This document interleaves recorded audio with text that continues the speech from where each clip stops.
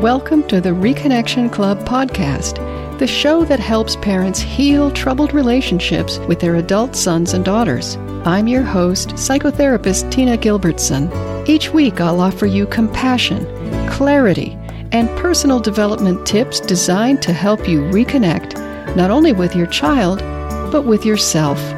Now let's get started.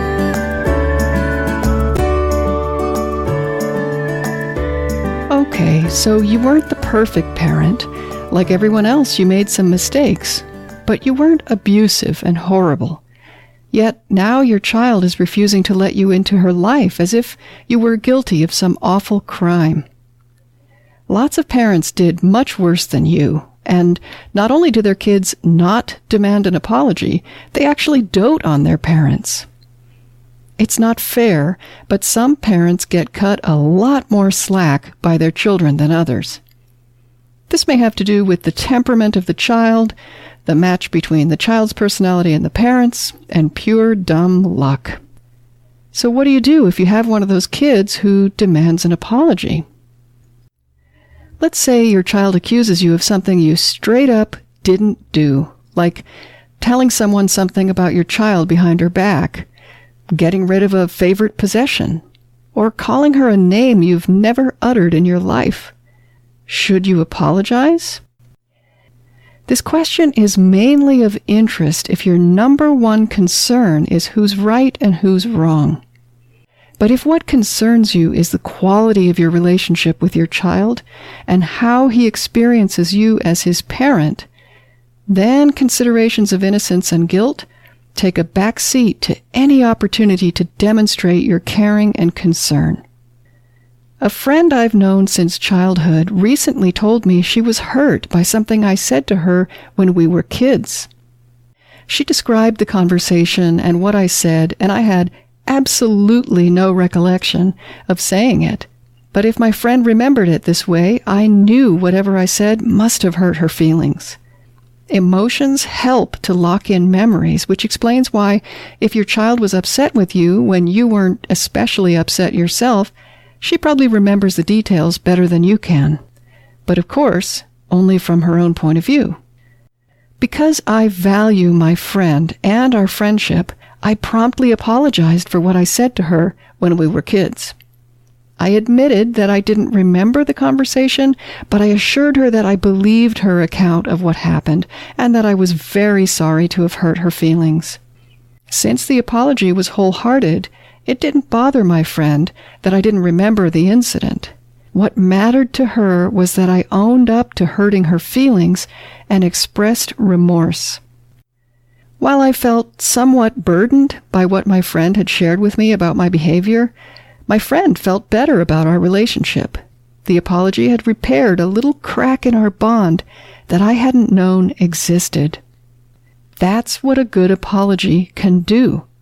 Far more than a shameful admission that you're a terrible person, a good apology is simply a relationship repair tool. A good apology says far more than, "I'm sorry you feel that way."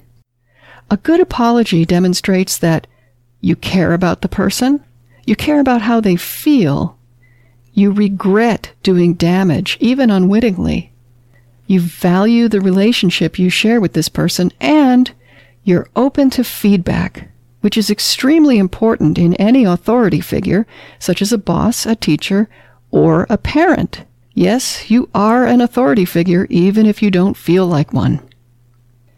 Notice what's missing from that list of what a good apology can do.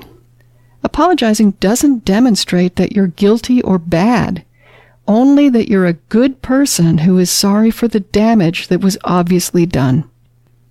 I advocate that parents take it upon themselves to apologize for as much as you possibly can, even to the point where it's slightly ridiculous. In most cases, over-apologizing is far better than under-apologizing. In fact, under-apologizing is one of the most common mistakes parents make with estranged adult children. It doesn't feel good to apologize when you need an apology yourself. So the first step may be to explain your own point of view to a kind friend or therapist and receive lots of compassion and empathy. By filling up your emotional bucket like this, you'll be more able to be generous with your child. You may want to review episode number 5, The 4 Horsemen of the Apology, to find out which particular barrier or barriers might be standing in the way of offering an apology that would smooth things over with your child. When you're ready, take some time to get quiet and calm, and try to think about things from your child's point of view. See if you can find compassion for them and regret for their suffering. I'll bet from that place you'll be more than willing to tell your child wholeheartedly how sorry you are for their pain. Until next time, remember that you are a loving, lovable, and still growing human being. So please, take good care of yourself. Bye for now. If you've enjoyed this episode of the Reconnection Club podcast, I invite you to check out reconnectionclub.com. The Reconnection Club is for parents at any stage of estrangement from their adult, child, or children. So whether you've just realized there's trouble between you, you've been living with estrangement for years, or you're newly reconciled but still walking on eggshells, the Reconnection Club is your essential resource for information, support, and continued personal growth. With our courses and workshops, expert interviews, monthly Q&A calls, and a friendly, active community, the Reconnection Club is a wonderful place to be for anyone suffering the pain of estrangement from an adult, child, or children. So check it out at reconnectionclub.com.